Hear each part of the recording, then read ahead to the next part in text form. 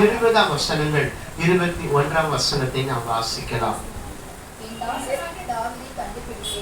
என் தாசனாகிய தாவீதை கண்டுபிடித்தேன், என் பரிசுத்த தைலத்தினால் அவனை அபிஷேகம் பண்ணினேன், என் கை அவனோடு உறுதியாயிருக்கும், என் புயம் அவனை பலப்படுத்தும். அவருடைய கை நம்மோடு கூட என்றைக்கும் உறுதியாயிருக்கும். யாருக்கு ஆண்டவர் சொன்னார்? என் தாவீதை, என் தாசனாகிய தாவீதை நான் என்ன பண்ண? கண்டுபிடித்தேன். நம்மளை எல்லாம் ஆண்டவர் என்ன பண்ணாரு?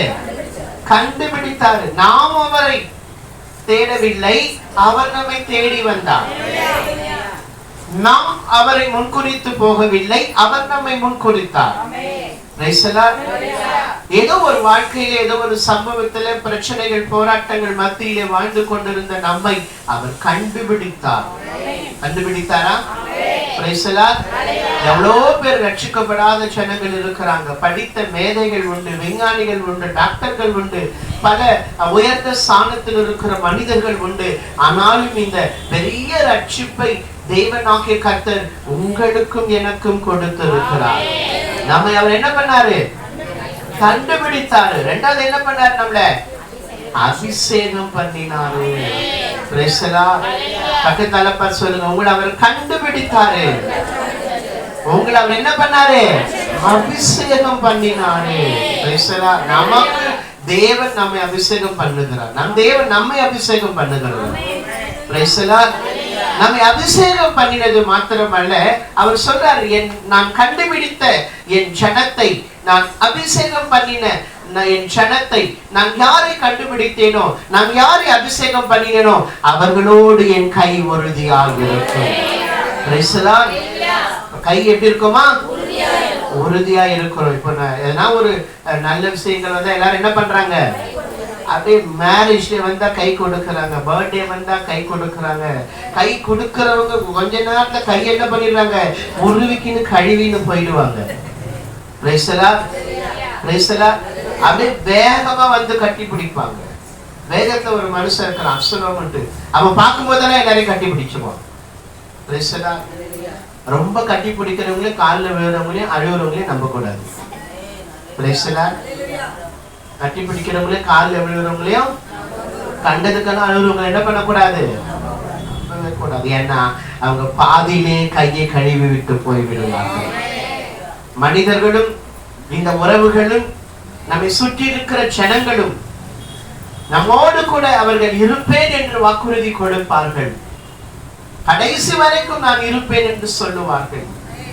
ஆனால் நேரம் வரும் பொழுது, சமயம் வரும் பொழுது அவர்கள் நம்மை கை கழுவி விட்டு நம் கையை உதறி விட்டு போவார்கள்.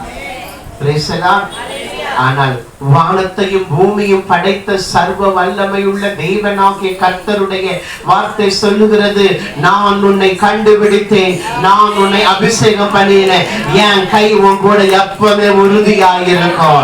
எல்லா சூழ்நிலையிலும் அவர் கை உறுதியாயிருக்கும். உனக்கு பிரச்சனை வந்தாலும் அவர் கை உன்னோடு உறுதியாயிருக்கும். உனக்கு போராட்டம் வந்தாலும் அவருடைய கை உறுதியாயிருக்கும். உனக்கு வியாதி வந்தாலும் அவருடைய கை உறுதியாயிருக்கும். என்ன நேர்ந்தாலும் அவருடைய கை உன்னோடு கூட உறுதியாயிருக்கும். அவர் உன்னை விட்டு விலகுவதும் இல்லை, அவர் உன்னை கைவிடுவதும் இல்லை. உறுதியாய் நம்மோடு கூட அவர் கைப்பிடிச்சிருக்கிறார். பக்கத்தால சொல்லுங்க, உங்களை கைப்பிடித்தவர் அந்த கைய உறுதியா பிடிச்சிருக்கிறார். சொல்லுவாங்க, பிடிச்சா என்ன புடி பிடிக்கணும்? என்ன புடி? உடம்பு புடி. அந்த உடம்பு கூட ஒரு சில நேரத்தில் நம்ம விட்டு போயிடும். கங்கால பார்த்திருக்கிறீங்களா? கங்கால தன் குட்டி எங்க வச்சுட்டு இருக்கோம்? அது வயிற்றுலயே பையிலே வச்சுட்டு இருக்கோம். எகிரும் போதெல்லாம், ஜம்ப் பண்ணும் போதெல்லாம் கீழே விழாதபடி டைட்டா பிடிச்சிருக்கோம். ஆண்டவராகிய தேவனாகிய கர்த்தர் உங்களோடு கூட இருக்கிறார். அந்த கை உங்களோடு கூட உறுதியாக இருக்கிறது. வாழ்க்கையில் என்ன பிரச்சனைகள் வந்தாலும், போராட்டங்கள் வந்தாலும், பாடுகள் வந்தாலும், நிந்தைகள் வந்தாலும், அவமானங்கள் வந்தாலும் கலங்காதீங்க, பயப்படாதீங்க. அவர் கை உங்களோடு கூட உறுதியாக இருக்கிறது. Praise the Lord.